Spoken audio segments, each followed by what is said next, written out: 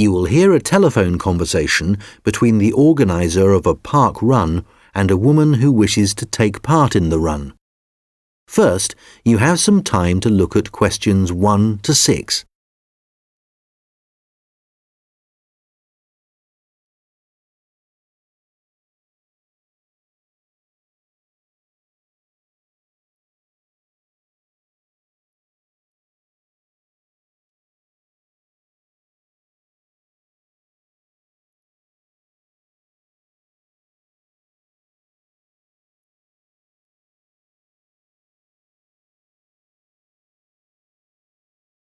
Good morning, Dave Smith speaking. Hi, could I speak to the organiser of the Preston Park Run? Yes, that's me. Great. I was talking to some friends of mine about the run, and they suggested I contact you to get some more details. Sure. What would you like to know? Well, they said it takes place every Saturday. Is that right? Yes, it does. Okay, great. Do you know where the park is? Oh, yes, I've been there before, but it's quite big and I'm not sure where to go. Well, there's a circular track that goes right around the park. The run starts at the cafe, goes past the tennis courts, then twice around the lake and finishes back where it started. Okay, and what time is the run? Well, the actual run begins at 9 a.m, but the runners start arriving at about 8:45. Okay, so I need to get up early Saturday morning then. And how long is the run? Well, it used to be 3 kilometres, but most people wanted to do a bit more than that, so we lengthened it to 5 kilometres. We now go round the lake twice, and that adds an extra 2 kilometres. Right. Not sure I've ever run that far, so I'd better start doing a bit of training. That's a good idea. But it's not a race, it's really just for fun. And the best thing would be to take it easy the first few times you do it, and then see if you can gradually improve your time. Is the run timed then? How do I know how well I've done? When you cross the finish line, you'll be given a barcode, and you take this to one of the run volunteers who will scan it. Then you can get your time online when you go home. Oh, I see. You collect all the results? Exactly. I see. That's great. So, how do I register? Well, there are several ways. I could take your details over the phone, but it's much easier if you do it using the website. Okay, good. I think that's probably all I need to know for now. Oh yes, does it cost anything to register, or do you collect money each week? Well, it doesn't cost anything to register, but we do charge for the run. In fact, we have just increased the charge to £1.50. It used to be £1, but because we were making a bit of a loss, we have had to increase it by 50p. Okay, thanks. I think I have enough information on taking part in the run.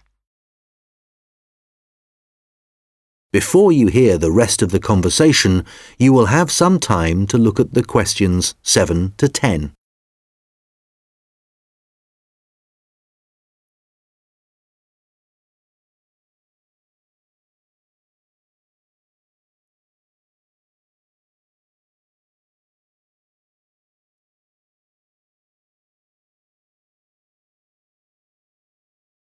Now listen and answer questions 7 to 10.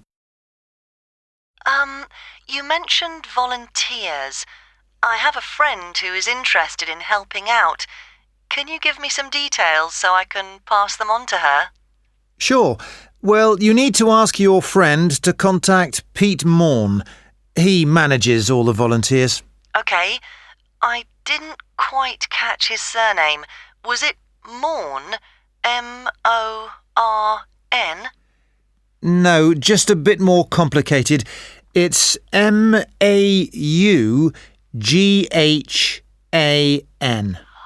Right, thanks. And could you give me his phone number?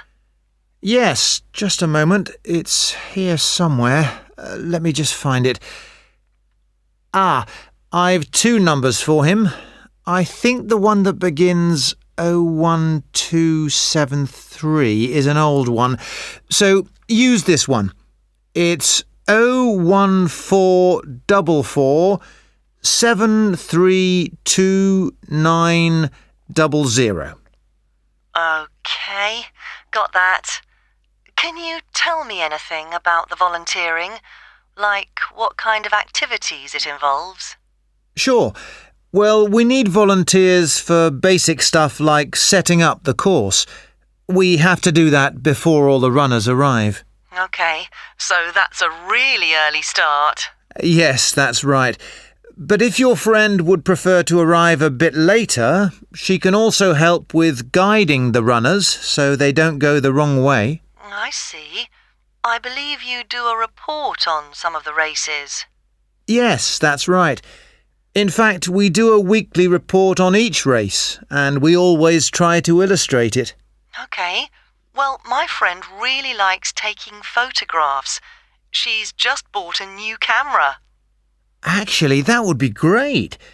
I don't know whether Pete has anyone to take photographs this week. Oh, I'll let her know. OK, good.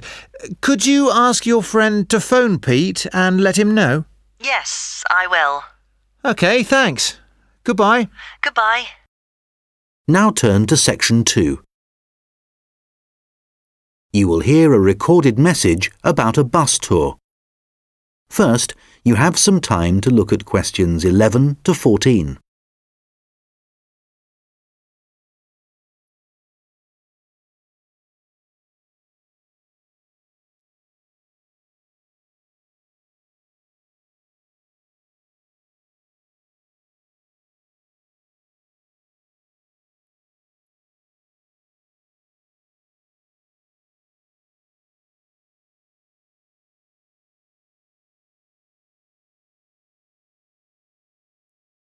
Thank you for calling the phone line for the Pacton-on-Sea bus tour.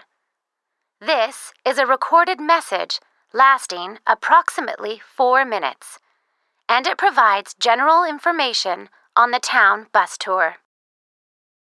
Pacton-on-Sea is a beautiful West Coast town and has attracted tourists for many years. One of the best ways of getting to know the town is to take the bus tour, which provides a wonderful viewing experience from one of our open-top buses. The tour is a round trip of the town, and there are a total of 4 stops where passengers can get on and off the bus. A lot of people start at the first stop, which is at the train station, as this is where many tourists arrive in the town. The next stop after the station is the aquarium, which is famous for its dolphin show, and which has recently expanded to include sharks. This is well worth a visit and is very reasonably priced. Leaving the aquarium, the bus tour goes along the coast road and after a few kilometers comes to the old fishing village, where you can get off to stroll along the waterfront. There are some original buildings here, but most of the area has been modernized and is now used as a harbor for all kinds of sea craft, including yachts and some amazing powerboats. The tour then heads off to the last stop, and this is where most of the shops are. So for those of you keen to do a bit of shopping, this is the place for you. Our advice is to go to this part of the town in the morning when it is relatively quiet. It does get very busy in the afternoons, especially at the height of the season. This area of the town includes an ancient water fountain where many people like to have their photograph taken, so do look out for this. Before you hear the rest of the conversation, you will have some time to look at the questions 15 to 20.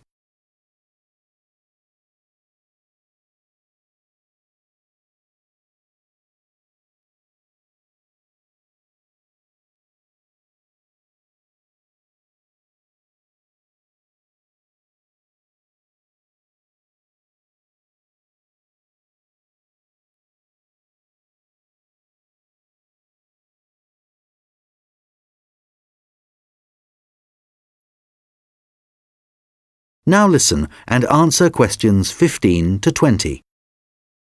Now, some details of the costs and timings. A family ticket, which includes 2 adults and up to 3 children, costs $30. An adult ticket costs $15. Children under the age of 15 are $5, and student tickets are $10, as long as you have a student card. All tickets are valid for 24 hours, which means that you can get on and off the bus as many times as you like within a 24-hour period. So you could, for example, start the tour in the afternoon and complete it the following morning. The first bus of the day leaves the station at 10 a.m., and the last one of the day leaves at 6 p.m. Buses leave every 30 minutes, and each tour takes a total of 50 minutes. There are many attractions at each of the stops, so wherever you get off the bus, there will be plenty to do. The bus tour tickets do not include entrance to any of these attractions apart from the museum, which is located near the aquarium. Some buses have local guides who will point out places of interest and will provide information on the town. However, we cannot guarantee that every bus will have a guide, and so we also have an audio commentary that has been specially recorded for the bus tour by the tourist office. Headphones are available on the bus, and these are easy to operate. There is no extra charge for these. Just plug in, select the required language, and adjust the volume. Due to the winter months being rather cold and wet in Pacton-on-Sea, the bus tours only operate from March to September. The weather is usually warm and sunny during these months, so remember to bring some sun protection, especially on hot days. And of course, it does occasionally rain here in the summer, so if the weather looks bad, remember to bring some rainwear. The bus tours are available no matter what the weather. At the height of the summer, the tours can get very busy, so you are advised to book. You can book tickets online, over the phone, and also at the station, and at any of the other tour stops. When booking over the phone, you can collect your tickets at any of the stops at the start of your tour. When you do it online, you can print your e-ticket, which you must remember to bring with you. Thank you for calling the Pacton-on-Sea phone line, and we look forward to seeing you soon on one of our tour buses. Now turn to Section 3. You will hear a conversation between an admissions officer and a manager from the university's technologies department. First, you have some time to look at questions 21 to 26.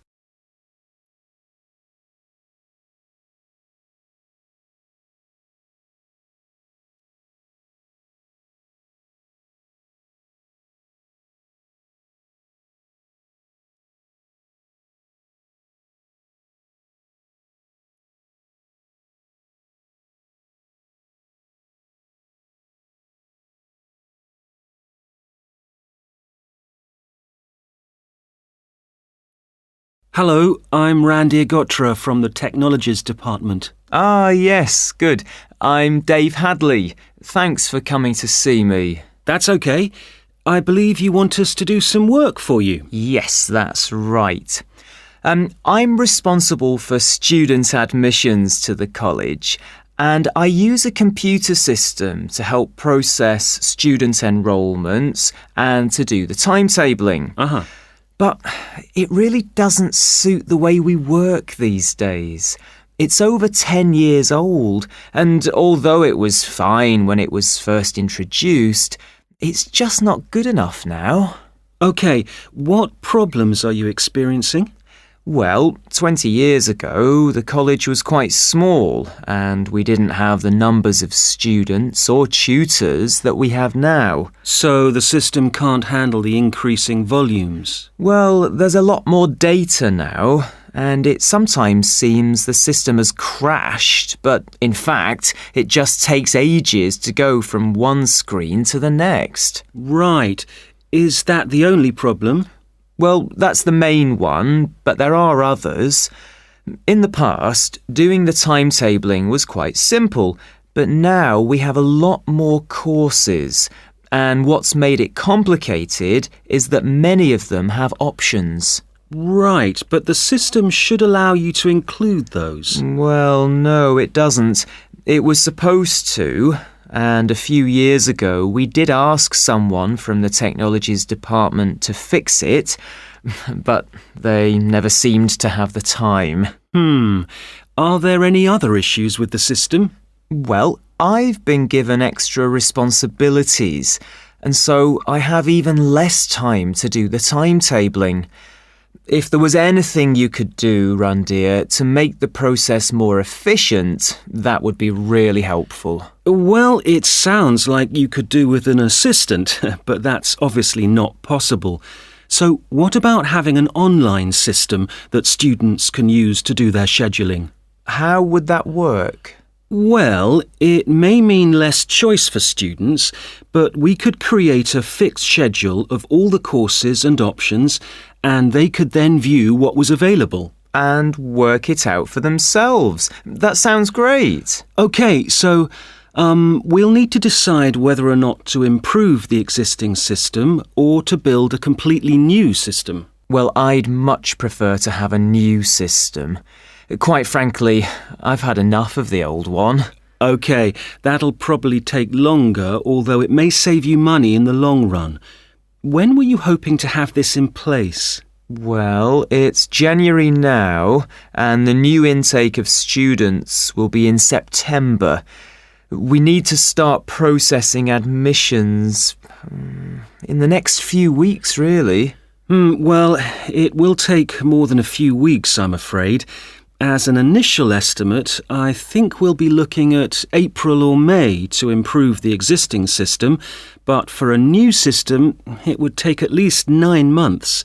That would be October at the earliest.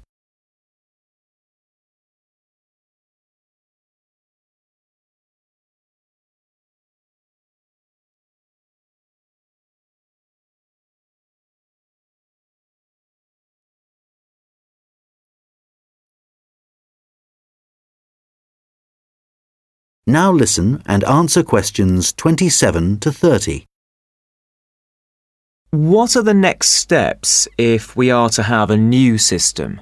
Well, the first question is, do you have support from your senior management? Yes, I've already discussed it with them, and they're also keen to get this work done. OK, because I was going to say that's the first thing you need to do, and without that we can't go ahead. Yes, I've done that. That's good. Actually, they mentioned that there's probably a form I need to complete to formally start the project. Yes, that's the next thing you need to do. I'll send you an email with a link so you can fill it in online. It's called a project request form. OK, great. And then what happens? Well, I have a list of things, but I think the third thing you should do is see Samir. He's our analyst who will look at the system and identify what needs to be done. OK, can you send me his contact details and I'll set up a meeting with him? OK, that's good. So we should soon be able to get a team together to start the work. Some members of our team work in different locations, so it's not easy to have face-to-face meetings. That's OK. I'm used to having conference calls, providing they're not late at night. Right, so I'll send you details of the team, and if you could set up a call, that would be great. OK, I'll do that. Thanks. Now turn to section 4. You will hear a lecture about how the production of ceramics, such as plates, pots and glass, first began. First, you have some time to look at questions 31 to 40.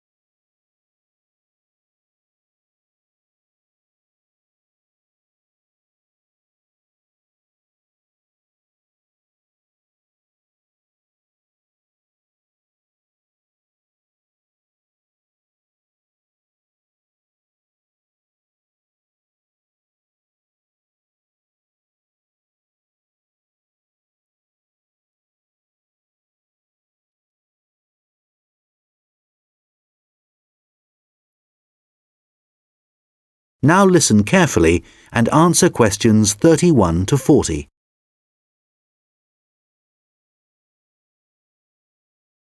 Hi everyone. Today I'm going to be talking about the origins of ceramics.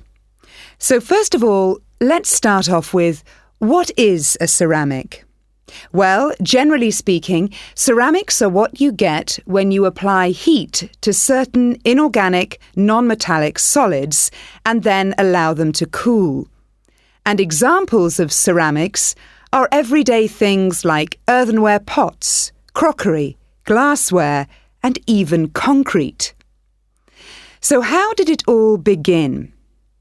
Well, it all started around 29,000 years ago, when humans discovered that if you dig up some soft clay from the ground, mould it into a shape, and then heat it up to a very high temperature, when it cools, the clay has been transformed into something hard and rigid. And so what did those first humans do with their discovery? Well, they created figurines, which were small statues and which depicted animals or gods or any shape that the clay could be moulded into. And all this activity was centred around southern Europe, where there is also evidence of ceramics that were created much later. The early humans also found a practical use for their discovery, such as storing things like grain, although there were drawbacks. The pots were porous, so that although they could carry water in them, it wasn't possible to store it over a long period. And also they were quite brittle and shattered very easily if they were dropped. But despite these problems, it was many thousands of years before there were any improvements. In China, at around 200 BC, they discovered that by adding minerals to the clay, they could improve both the appearance and the strength of the ceramics. But it took nearly 1,000 years before they perfected the process to produce high-quality ceramics known as porcelain. And once they had perfected the process, they kept it a secret for another 1,000 years. Compared to the first ceramics, porcelain was lighter, finer, harder, and whiter, and became an important commodity in China's trading with the rest of the world for hundreds of years. In fact, it became so valuable that it was known as white gold, and spies were sent to China to discover what they did to the clay to produce such high-quality merchandise. It wasn't until the 18th century that the secret began to unravel. A German alchemist called Johann Friedrich Böttger was asked by the king to make gold out of lead. Unfortunately, Böttger failed to achieve this and soon gave up. But in order to please the king, he attempted to make high-quality porcelain. And after many years of experimentation, he discovered that by adding quartz and a material called China stone to very high-quality clay, he managed to get the same results that the Chinese had been achieving for the last 1,000 years.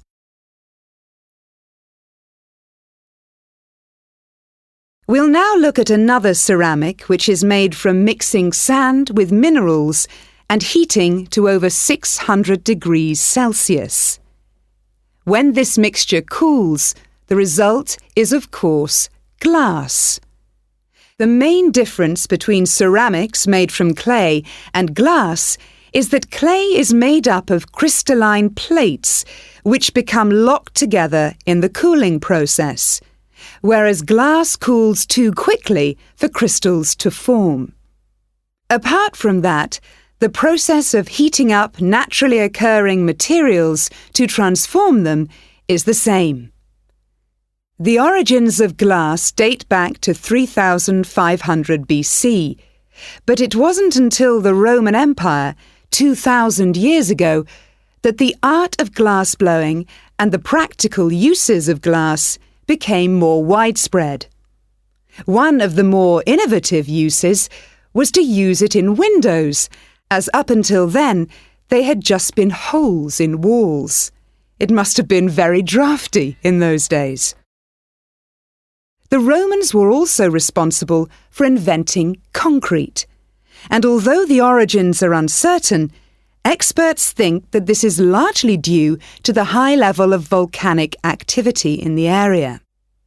The Romans observed that when volcanic ash mixes with water and then cools, it gets extremely hard and almost impossible to break up. The chemical reaction that follows is very complex and continues for many years, and the concrete just keeps getting harder. Evidence of this are the numerous Roman remains that are still standing, many of which are almost completely intact.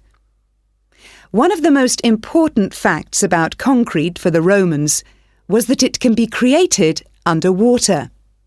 As the Roman Empire grew, the Romans needed to take control of the seas, and for this they needed to build harbours capable of holding a fleet of ships. Pouring concrete mixture into the sea immediately started the hardening process, and rather than just dissolving in the mass of water, the substance was tough and long-lasting. This strange characteristic of concrete made a significant contribution to the success of the Roman Empire.